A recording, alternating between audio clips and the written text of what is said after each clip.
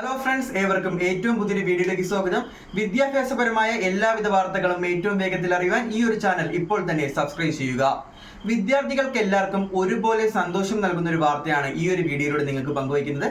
നമുക്കറിയാം, കഴിഞ്ഞ കുറേ വർഷങ്ങളായി നമ്മുടെ വിദ്യാഭ്യാസ വകുപ്പ് തുടർന്ന് വരുന്ന സമ്പ്രദായം എന്തെന്നാൽ 30% മാർക്ക് വാങ്ങുകയാണെങ്കിൽ ഒരു കുട്ടി പരീക്ഷ പാസ്സാവും എന്ന രീതിയിലായിരുന്നു.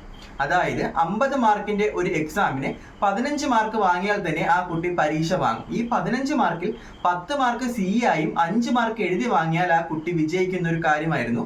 അതുപോലെ തന്നെ 80 മാർക്കിന്റെ പരീക്ഷയാണെങ്കിൽ 100 മാർക്ക് സി കൂടി വരുമ്പോൾ 20 മാർക്ക് സിയും 10 മാർക്ക് എഴുതി വാങ്ങിയാൽ ആ കുട്ടി പാസ്സാവുമായിരുന്നു. എന്നാൽ കുറച്ചു കാലം മുമ്പ് ഒരു നിയമം വന്നതെന്ന് പറഞ്ഞാൽ കുട്ടി എഴുതി തന്നെ 30% മാർക്ക് വാങ്ങിയാൽ മാത്രമേ പരീക്ഷകൾ പാസ്സാകൂ. അതായത് 40 മാർക്കിന്റെ എക്സാമിന് 12 മാർക്കും 80 മാർക്കിന്റെ എക്സാമിന് 24 മാർക്കും കുട്ടി എഴുതി വാങ്ങിയാൽ മാത്രമേ പരീക്ഷ പാസ്സാകൂ എന്നൊരു സമ്പ്രദായം കുറച്ചു നാളുകൾക്ക് മുമ്പ് വിദ്യാഭ്യാസ വകുപ്പ് പറഞ്ഞതായിരുന്നു. എന്നാൽ ഇപ്പോൾ വീണ്ടും അതിലൊരു മാറ്റം വന്നിരിക്കുകയാണ്.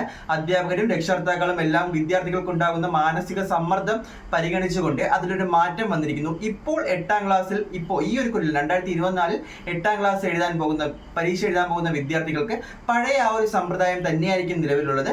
നിങ്ങൾ 30% മാർക്ക് പരീക്ഷയ്ക്ക് വാങ്ങുകയാണെങ്കിൽ നിങ്ങൾ ആ ഒരു എക്സാം പാസ്സാവുന്നതായിരിക്കും. അതുപോലെ തന്നെ നിങ്ങളുടെ 9ാം ക്ലാസ്സിലും 10ാം ക്ലാസ്സിലും 2027 SSLC എഴുതാൻ പോകുന്ന ഇപ്പോഴത്തെ 8ാം ക്ലാസ്സിലെ വിദ്യാർത്ഥികൾക്ക് 30% മാർക്ക് സിയും അതുപോലെ തന്നെ നിങ്ങൾ എഴുതിയും വാങ്ങുകയാണെങ്കിൽ നിങ്ങൾക്ക് ആ ഒരു പരീക്ഷ പാസ്സാവാൻ പറ്റും. പക്ഷെ നമ്മുടെ എല്ലാ ലക്ഷ്യം ഉയർന്ന മാർക്കുകളാണ്. നിങ്ങൾ പരീക്ഷ ജസ്റ്റ് പാസ്സാവാൻ വേണ്ടി ഒരിക്കലും പരീക്ഷ പഠിച്ച് എഴുതരുത്.